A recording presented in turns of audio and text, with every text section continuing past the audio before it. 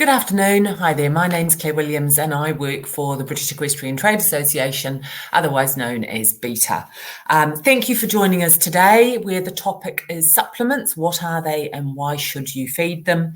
I hope you've all got lots of plans made for the Easter ahead. BETA is a trade association, so we have over 800 members and we represent retailers, manufacturers, distributors and suppliers. They supply you all with whatever you need for your horse and for yourself, from safety equipment to saddles, from footwear to feed. We help our companies on a wide range of issues, as well as running accreditation schemes. One that you're probably well aware of is the BETA Body Protector Scheme, but we also run two feed assurance schemes, one for companies wanting to reduce the risk of naturally occurring prohibited substances turning up in their feeds and then in your horses, and that's known as the NOP scheme. And then we also have another scheme which is designed for feeds suitable for horses and ponies prone to gastric ulcers. I'm thrilled today to be able to welcome Kate Hore, who is the head nutritionist at NAF. She has worked there for over 20 years and is not only a registered animal nutritionist with the Association for Nutrition, but she's also a registered animal technologist with the Royal Society of Biology and the British Society of Animal Science. Kate has a varied role. She works with their vets to formulate new feeds and supplements. She also looks after the labelling, training staff, and does a lot of writing and some online content as well. She's a horse rider as well, so knows and understands all of the challenges we face in trying to keep our horses in tip-top conditions. So I will get Kate to join us. Hi there, Kate. Hi, Claire. Good afternoon. Thank you for the invite to join you this afternoon. So pleased you could be here. So we're going to talk about supplements, and I know there is a degree of confusion. So firstly, the most obvious question, what is a supplement? Well, it's a good question. In some ways, supplements don't exist. Certainly legally, they don't. So legally, there is no such thing as a supplement. And supplements are actually regarded as complementary feed, largely complementary feeds. Some of them will be straight feeds and such like, but generally most of them come into the category of complementary feed. But whatever type, whether it's a straight or a blended supplement, they all come under feed law. So they are under the same sort of rules and regulations that apply to your bags of concentrate feed or chaffs or anything else you might be purchasing from your feed store. Yeah, it's an interesting area, isn't it? Because you think of human supplements, and so you assume the horse supplements are a similar sort of relationship. Yes, that's right. But human supplements, I think we eat quite a different diet. In the human world, we certainly have much more variety available to us, and we do eat a much more varied diet. Whether we quite all get our 10 a day or 5 a day or whatever it's meant to be these days, that's down to the individual. With horses, there is more restriction in what we feed them, and actually there's more legislation. In some ways it's quite surprising. You sometimes see people saying, oh, this is human food grade, and my slightly flippant response to that is I would never lower our products to that standard. Animal feed is actually produced to a much higher level with far tighter restrictions than human food grade. And that does restrict what we feed our horses, and also the way we keep our horses restricts their diet. So I think equine supplements, although there is a similarity with human supplements, perhaps if you're looking at joints or, that sort of thing, there's a similarity in the way we approach it. But in the general diet balancing, there's quite a big difference, I think, between the human and the equine world. And I suppose the other thing is that we can choose what we eat and then choose the supplements, and our poor horses they get what they're given. Exactly. So if I'm feeding, if I'm feeding, say, a normal compound feed, when do I need to feed a supplement? if I feel that the concentrate he's getting, why would I want to, or when should I think about feeding a supplement? I think if you're feeding that concentrate feed at an appropriate level for your horse, for the size of the horse, essentially, if you're following the recommended feeding rate on the bag, then you probably don't need a supplement for diet balancing. You might want to look at something like a joint product or respiratory, something more targeted. But for diet balancing, you probably don't need a supplement. However, the reality we find is that for all sorts of reasons, many owners are not following those recommended levels. So, I think some owners would get quite a surprise if they read the back of the bag and realized how much they're actually meant to be feeding of that product. And if you're not, and you may not want to feed that level because you find your horse gains weight at that level, maybe it has behavior changes, maybe you find economically that level doesn't suit your approach. So there are all sorts of reasons why you're not feeding that level.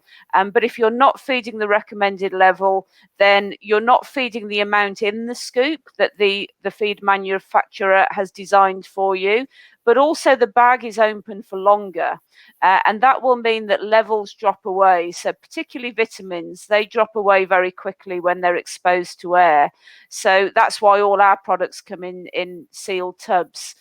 So that bag is open for longer. The level of vitamins are going down day by day. So if you're not feeding the recommended level, or if you're not feeding a concentrate at all, and that's something we're seeing as very much a growing trend, then that's when you want to look at balancing the diet with a supplement. Mm-hmm. And similarly, if I've got two horses and actually they're largely pretty much out at grass at the moment, and they get given ad lib hay, and they look really quite well, almost too well. So should I think about supplementing their feed? I think that's a really good question. Out at grass, living the high fiber, high forage diet is absolutely what we would recommend. It is the natural diet, and it suits many horses and ponies, but it's not a balanced diet. To start with, we have to think about the simplicity of that diet. The modern pasture that most of us are using is actually very simple. It might have one or two species of grass. It might have one legume. It doesn't have the variety that the horse evolved on those wide open plains where they had trees and shrubs and herbs and everything else to choose. So I think we have to consider the simplicity of the modern pasture, but then also there are well-known deficiencies across the UK. There are certain trace elements and minerals that are deficient in our grazing, and you simply can't tell the quality by looking at the grass. So you might have a beautiful, fresh green, fast-growing spring grass, but it might be copper deficient, selenium very commonly deficient, zinc quite commonly deficient. So there are those deficiencies. And I think also you raised the point that pasture is keeping your horses looking well. Pleased to hear that. And they do very well.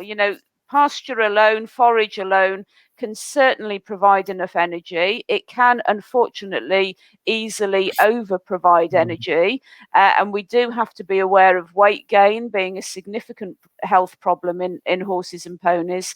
So as soon as you start restricting that grazing, which some people have to do in order to restrict the energy content, whether you're sectioning off part of the field, whether you're soaking forage, whatever you're putting them on a bare paddock, as soon as you're bringing in that restriction to forage, then you're definitely impacting on the nutritive quality of the overall diet. So a supplement just to balance out the natural shortfalls in forage and grazing is advised. And so when you say pasture may be short of copper or zinc or selenium, how do you know, or do you just assume that's inherent in our pasture and you'd feed a general purpose? I think in many ways, the easiest thing is to assume that they probably are a bit deficient, and to feed a general purpose vitamin and mineral. It doesn't have to be expensive. They're very, there are vitamins and minerals to suit all horses and ponies and all pockets. Of course, you can, if you want to do the gold standards, then you would get your soil analysed and your grazing analysed.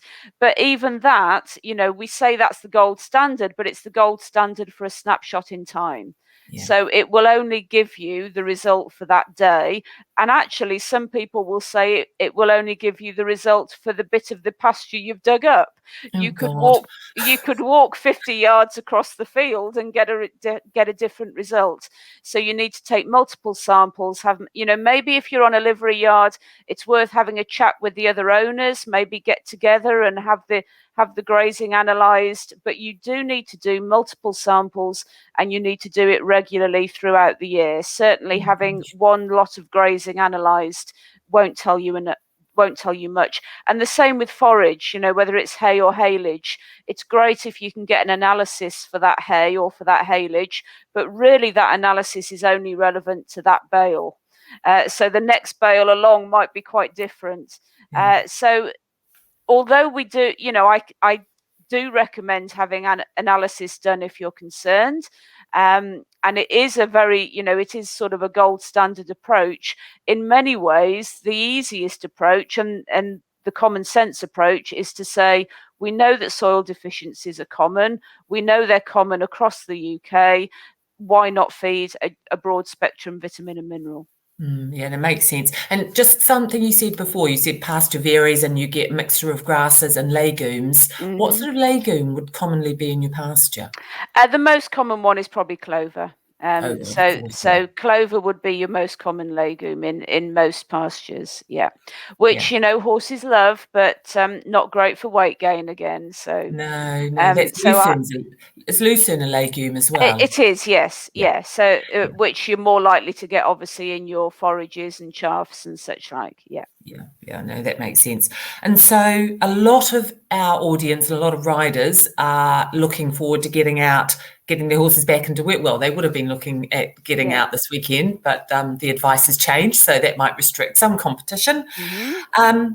How can supplements help somebody who's bringing a horse back into work, maybe with competition in mind or fitness in mind? Yeah, exactly. Yeah, and I think they're very important. And at this time of year, we're coming out of winter and heading towards competition, and we all start to think about doing more with our horses and getting them fit and getting back out there and enjoying life again. I think this year more than ever, we did have the most extraordinary year last year with no. Obviously with no competition, so many horses are coming back from an extended quiet period.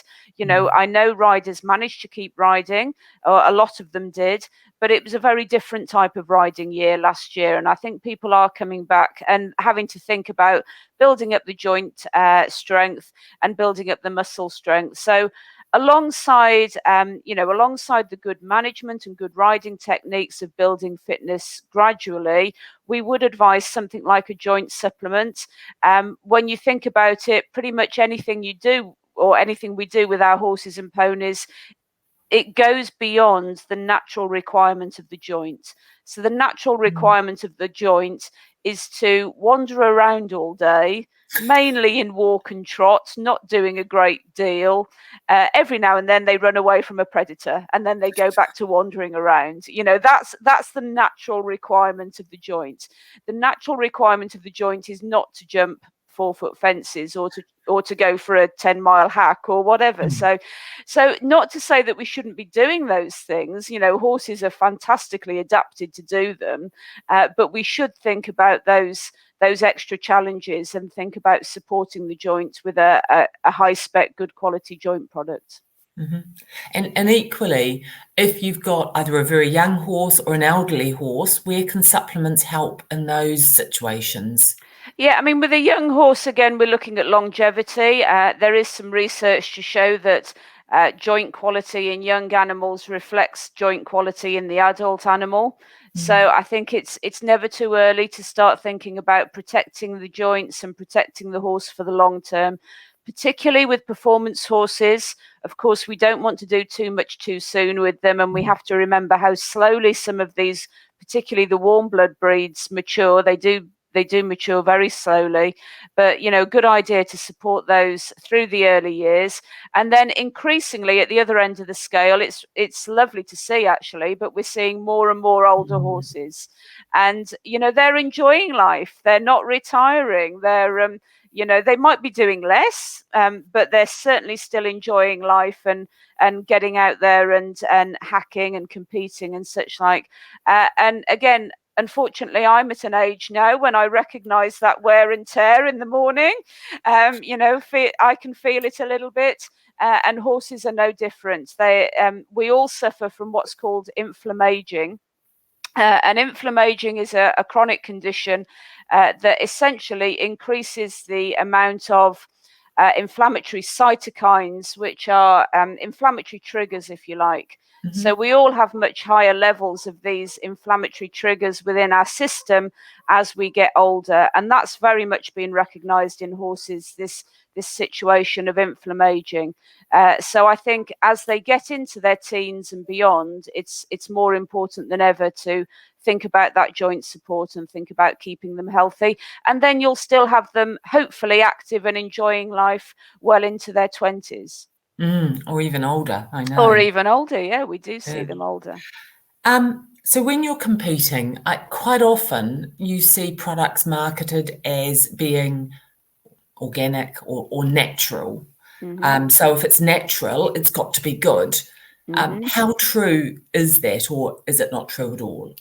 I would say it's definitely not true at all. I mean, I think we do sometimes hear the misconception, if it's natural, it must be safe. If it's natural, it must be good for you. Now, maybe as a representative of a natural feed supplement company, it sounds quite odd coming from me, but I would say that's definitely not the case. And I actually take it as it could be seen as a negative, because I think if we always say natural products are always safe, what we're actually saying is that natural products have no effect. And that's definitely not the case. Natural products can be extremely powerful. I would happily take issue with anyone who wants to argue that. And for that reason, quite rightly, some natural products are prohibited from use during competition. Devil's Claw is a good example. Devil's Claw is a very good natural pain reliever, and therefore you don't use it in competition horses.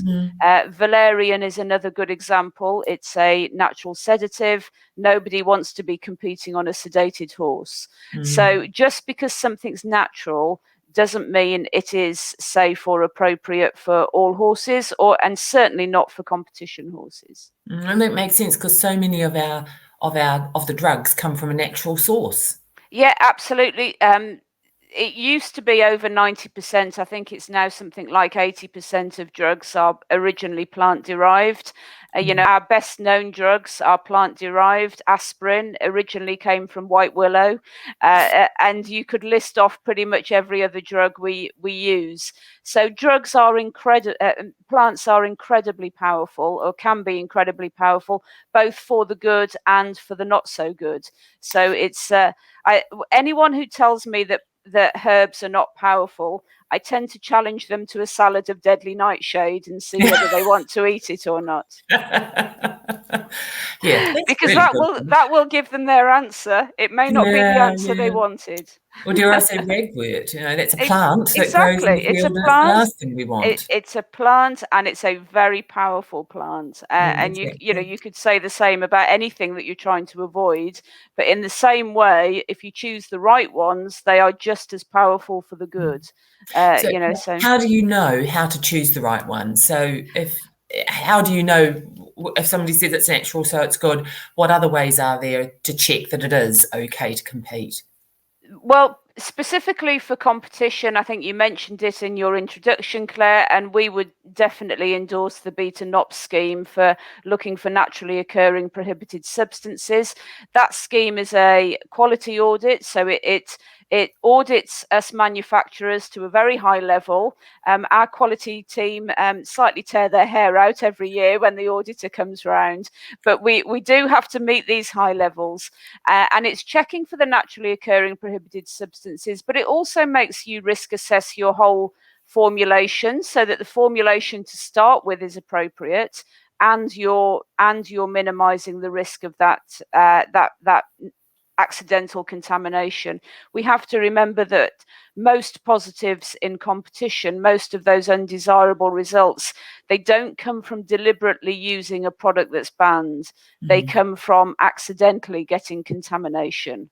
So, that contamination check's really important. So we would say to definitely look for the beta NOP scheme, look for a company that is tried and tested in the industry, know what they're doing,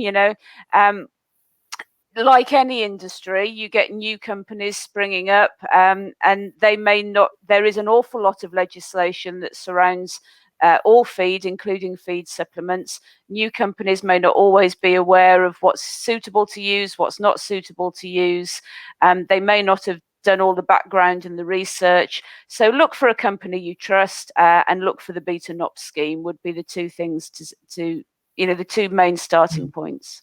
Because I know a lot of people are always surprised about what you say about. Now I know that legislation also covers what you can say. Yeah. And I don't know that a lot of people realise that you'd like to say more, but you can't. And what you say, that has to be backed up in some way, doesn't it? That's right, yes. So under the feed law, there are two sort of basic principles we have to adhere to in terms of what we say and what we can't say. So firstly, there's a principle known as claim substantiation. So anything you say, you have to be able to substantiate. Even that might be something simple, like in a hoof product you might say contains biotin, and your claim substantiation is simply to show the formulation that it's got biotin in it. So at a very simple level it might be that. Obviously what's more important to the horse owner is the substantiation of what the product does. So if it says contains biotin for hoof health, then you need to be able to show the work and show the science and the research that links biotin to hoof health, and you need to show that you're feeding an appropriate level that reflects the research. So there's that's sort of the easy bit, if you like, the claim substantiation. We all have to have that in place. You can't simply say things that you can't back up, and any good quality manufacturer would agree with that. We all think that's quite a good thing. The other one is the issue about research and development. The basic rule for any feed, including feed supplements, is that we are not allowed to make any medical claims.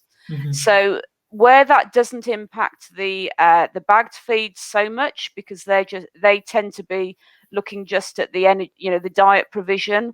For targeted products like supplements, it does make it difficult, because if we're marketing a joint product, we can't talk about lameness, we can't mention arthritis, we can't if we've done research, and we do research, we research all of our products very extensively. We might have a clinically run, placebo-controlled crossover trial on 30 lame horses, and we get a great result on Superflex Senior, and there's absolutely nothing we can say about that trial. We can't mention the trial, we can't refer to it on our website, we can't link it in our adverts. We simply have to pretend that trial doesn't exist. And we keep it in our files, so that when the auditors come round, we can use it as part of our evidence, and we can use it as part of our claim substantiation, but we definitely can't use it in marketing. So unfortunately, the horse owner very often doesn't get to know about research and development because of those restrictions on marketing. So you can't even talk about the fact that you've done it, because of that, by saying that we fed this and it resulted in the horses getting better, that's a medicinal claim. Yeah, definitely. So you certainly can't do it with with things like lame horses. You simply can't, because that law is controlled by it's controlled by UK law. I nearly said EU law, and it's UK law UK. now. It's UK law now, and it's governed by a government organisation called the Veterinary Medicines Directorate. So they keep a very close eye on what we can and can't say, and they will definitely pull us up on it. Quite strongly if we're saying something we can't say. There are exceptions. A couple of years ago, we had a lovely clinical trial on our new Formula Magic, the Karma, and that one has VMD approval for us to talk about it, because the VMD do not consider behaviour to be medical. So, so there are exceptions when we can talk about our trial work, but most of our trial work, unfortunately, goes on behind closed doors. So if you're not allowed to say, and I understand that, it's a bit like testimonials, that if somebody writes into you and says, oh look, my horse is better, you can't use that, because by doing that, how do us poor riders know which one to pick? It's very difficult, isn't it? It is very difficult. I mean, I think a little bit like choosing a product for competition. I would choose a company that you recognize, that you trust, that you know is experienced in the market. Look for a company that's backed up with good levels of accredited knowledge. So we have a team of vets who work for us. We also have myself as a registered nutritionist, and a colleague of mine as an accredited nutritionist. So we have a nutritionist itself is an interesting one, because legally it's not a protected term at the moment. There are moves to make it a protected term, but that hasn't happened as yet. So anyone can call themselves a nutritionist, but look out for those post-nominal letters, which is RNutr. Yes, I am officially a nutter, I'm afraid. RNutr or ANutr. So those are the nutritionist terms, and they are accredited with the Association for Nutritionists. They hold the only list of nutritionists that is legally recognised by the government. So look out for the nutritionists, and look out for vets within the company as well, so that you know that it's coming from a good evidence-based knowledge, if you like. And also, if you're not sure, get hold of the company and ask them. Any good company will have an advice line. Increasingly we have inquiries by social media. So people Facebook us all the time, and Instagram and such like. So we're more than happy to answer those questions, but also we have the free phone advice line and emails. So if you are confused or you're not sure which product, get hold of the company, ask them which product you should be choosing and why you should be choosing it. And as I say, make sure that's backed up with some knowledge at that company. And just one of the final questions, is it possible to over supplement? So we feed a supplement that is a skin one to help to fend off mud fever, and then we might do another one for a joint. So what do you have to look at if you're using two different supplements for two different reasons? And is it something like a Karma, is it possible to overfeed if something like that? Right, so it's a very good question. As a simple answer, I would say stick to one vitamin and mineral. So there should be no reason why you're feeding multiple vitamins and minerals. We're lucky in one respect within equine nutrition, in that it's actually quite difficult to feed dangerous levels for most nutrients, or most nutrients that you will find in these products. Selenium is the example that I have to mention, because selenium you certainly can overfeed, particularly if you're feeding a certain form. So if you're feeding the organic selenium, you can overfeed it much more readily, but the non-organic form you do have to be careful with. But generally speaking, vitamins and minerals, if you overfeed them, they're going to be safe, but you're going to be wasting your money. So I would stick to one vitamin and mineral, whether you want to feed a concentrated balancer, whether you prefer a powder, whatever it is, choose one to balance the diet. What you then do, if you want a joint product or a skin product, most of those have quite different ingredients. They're safe to be fed alongside that balanced diet. The skin one, for example, might have some zinc in it, and you look at your vitamin and mineral and you think, oh, my vitamin and mineral's got zinc in, but actually higher levels of zinc are indicated for skin conditions. So you're quite safe to be feeding that higher level of zinc. So long as you're feeding for different reasons, you're unlikely to be overdoing it. So you could have a vitamin and mineral, a joint product, a respiratory product, and those would be all fine. And actually, we often find that once you get the targeted products together, they work in a synergistic way and they support each other. So you might find that you're on a low maintenance level of that skin product if you've got a good joint product with it, rather than feeding the full whack. And just the one on Karmas, if your Karma contains things that have a sedative nature, like valerian, then potentially you could overdo it, because obviously if you feed too much of a sedative, it's going to have that effect which nobody would want, I would hope, in a riding horse. Here at NAF, we don't use valerian. We haven't done for probably 30 years. So our Karmas are designed to improve focus and learning. So actually, I always say magic is not a karma at all. And if anything, the horse is more forward going because they've got the confidence to go out there and face what the world has. So it depends on the ingredients with Karmas as to whether there's a potential to overdo it or not. But then that's where you'd speak to the company. Exactly, yeah. That's where the general rule on any product, including your bagged feeds, but certainly on supplements, your general rule would be always to feed as per the feeding instructions. And if you feel you need to go outside that, if you feel you want to feed more, or if you feel you want to feed much less, then definitely check with the company and see whether that's appropriate.